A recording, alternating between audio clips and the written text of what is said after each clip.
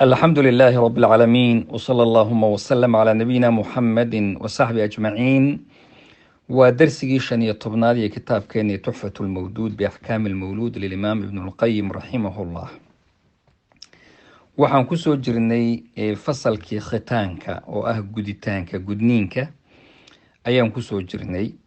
sheekhu wuxuu yidhi faslun في بيان القدر الذي يؤخذ في الختان، يعني انت laga goynayo horay baynu u sheegno waa inay ku bilownay wiilashana waxaan niri waa maqaarka yar oo qaybta hore ku daboolka u ah, gabdhahana waa hilibka yar oo iyagana xubinka taranka ayaa wax laga goynayaa. qaybta marka la goynayo dumarka si gaar ah waxaa sunno ah in khaatinada waa midda qofka guditaanka sameeya, gabdhaha gudaya aynan goynin wax badan bal wax yar la gooyo, sidii xadiidka catiya radiallahu canha rasuulku sallallahu alayhi wasallam oo gabdhaha iyadoo oo gudi jirtay uu la dardaarmay oo ku yidhi markaad gudayso ha goynin falaa tunhiki, yani ha dhammaynin, sidaasoo kale xubinka ha wada jarin oo kale. maxaa jira فإن ذلك أحظى للمرأة وأحب للبعل مكسفي رسولك صلى الله عليه وسلم علذي inaan xubinkaa la goynin baa gabadhana u dheef ahaan u badan oo ay dee ka helaysaa nolosheedii iyo ladadeedii iyo ninka la joogiisii, ninkana sidaasaa uu jecel yahay, marka xubinkaa ha wada goynin buu yidhi. riwaayinka qaar wuxuu yidhi wax yar uun ursii birta oo maaragtay wax yar uun oo aada u yar ha laga jaro. fasalka isla qeybtan xikmadaasina rag iyo dumarkaba way u wada taalaa oo in la gudo labadaba rag iyo dumarba way ku wada jirtaa. rasuulka xadiidkiisi isagoo laga qaadan ida iltaqa alkhitaanaani wajaba alghusl, labada khitaan labada gudniin hadday kulmaan waxaa waajib ah in la qabaysto ayaa waajib ah. imaamu axmed binu xambal baa waxaa la weydiiyey raximahullah khitaani ilmar dumarka guditaankooda, wuxuu yihi khitaanku waa sunni. ibnulqayim wuxuu leeyahay khilaaf kuma jiro inuu sunno u yahay dumarka oo shay aada u wanaagsan uu yihi. waxaa intaa la radinayaa qolyo dhahaya la taaban maayo ayaa la radinayaa.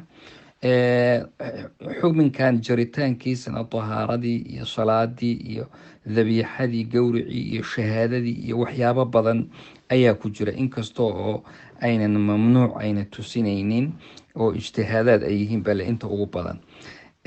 waxyaabo waxaa jira musqitaad ah oo waajibkaa rida ayaa jira, yani ragga oo kale waxaan niri waa waajib in la gudo, marka laakiin waajibka wax ridi karaa jira, mathalan inuusan ba lahayn wiilku xubinkan taranka qeybtan daboolba uusan lahayn. waxay leeyihin culimadu sida qofka aan timo lahayn xajka iyo cumrada hala xiira la dhihi maayo, timaba male, qof oo madaxiisa dhan uu wada deeran yahay oo bidaartii dhammaysay maxaa la xiiraa? qaar baa yidhi mindida hala kor mariyo, sakiinta hala dul mariyo, marka wax la mariyo waxba faa'iido kuma sugna wey. qeybta kale dacfulmawluud baa la yidhaahdaayo, hadduu ilmuhu isagu naftiisu mar waxaa jira aada u tabaryar yahay, bilo yaroo kaleu ku dhashay, maba awoodi kara in wax la gooyo ama hadda la sameeyo, isagana waxba maaragtay in la sameeyo ma ah. marka waxaa kamid a la yidhahda geeridii oo kaleetu qofku dhinto isagoon gudnayn saacadda in la gooyo waxba maxaa jira annahu yubcathu yowma alqiyaama isaga oo qaba buuryadiisii iyo qofku uu qabo xubinkiisii taranka ayaa hayra makhtuuna lasoo saari doona. ayib, su-aal masale kale oo muhiimadeeda le baa jirto oo rasuulka sala allahu alay wasalam naftiisu ibnuqayim ka hadlay oo ma gudnaa rasuulka sideedaba yaa guday. 3 qowl baa la isagu khilaafay. qowl wuxuu laleeyahay rasuulka isagoo gudan ayuu dhashay, arintaasina saxiix ma aha. qolada kale waxay leeyihiin jibriil baa markuu qalayay, ilaan rasuulka waa la jeexay oo marba laga soo saaray waxyaabo calooshiisa iyo beerkii qalbigiisaba la jeexay buu guday baa le, taasina wax saxiixa looma hayo. wejka saddexaad waxay leeyihiin awoowi cabdulmutalib ayaa maalintuu 7 jiray guday, marka maxamedna magaciisa wuu u bixiyey, carabtuna caadadeedu sidaasay ahayd in ilmahooda ay ku sameeyaan. ibnulqayim raximahullah wuxuu leeyahay sida ibnulcadiim kamaaludiin ibnucadiim nin la yidhaahdo uu sheegayo sidaasaa sawaabka u dhow waaqicana u dhow. wahada alqowlu laysa cala yaqiin, naftiisu ma aha yaqiin, laakiin waa huwa alaqrab wey, waa sida un ugu dhow. wallahu aclam. xikmada ku jirta in allatii liajliha yucaadu banu aadam, maalinta in la soo celin doono iyaga oo qaba, qof waliba uu qabo maaragtay xubinkiisii taranka oo waxba laga jir, sida qiyaamada in la keeni doono inagoo oon gudnayn, maxaa ku sugan? allah wuxuu leeya yowma nadwi الsamaaa ka طayi sijili lilkutubi kamaa bada'naa awala khalqin nuciiduh wacdan calayna ina kunaa faaciliin.